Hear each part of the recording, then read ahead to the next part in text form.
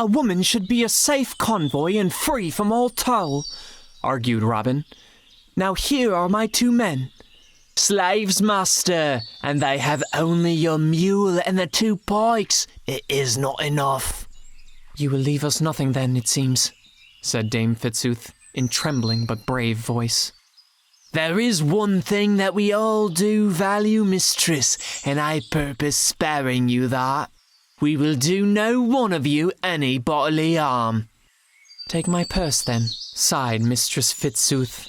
There is little enough in it, for we are poor folk. Ask toll of the church, cried Robin, staying his mother.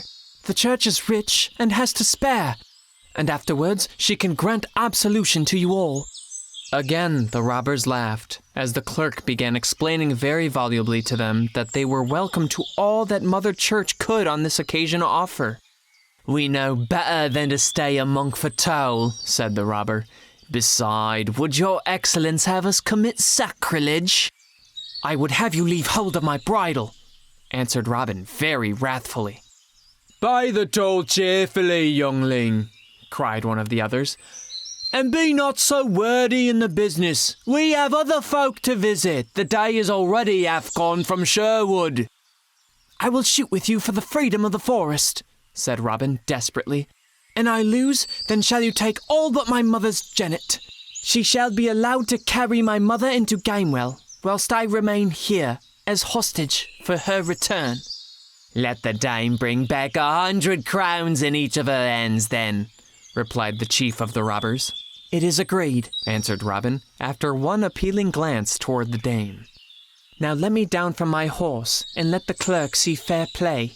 Set us a mark, good father, and pray heaven to speed my arrows cunningly. The clerk, who had kept himself much in the background, now spoke. This wager seems to savour of unholiness, friends, said he, solemnly. Yet, in that it also smacks of manliness, I will even consent to be judge. You, sir, since you are doubtless well acquainted with the part, can speak for distance. Now I do appoint the trunk of yon birch tree as first mark in this business. Speed your arrow then, lording, laughed the robber gaily. 'Tis but 40 ells away. I will follow you respectfully, never doubt it. Robin bent his bow and trained his eyes upon the birch. Then suddenly came back upon him his father's words.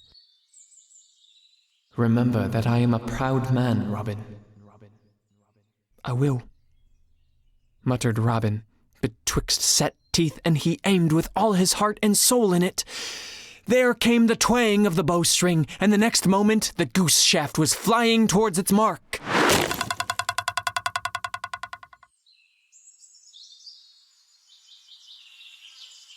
A pretty shot, master, said the robber, glancing carelessly towards the arrow, quivering still in the trunk of the birch tree. But you have scarce taken the centre of our mark. Let me see if I may not mend your aim. His arrow sang through the summer air, and it took root fairly in the middle of the trunk, side by side with Robin's. You win the first round, friend, said the clerk with seeming reluctance. Now listen both, whilst I make you a better test. He was about to continue, when an interruption occurred, one that saved him necessity of further speech.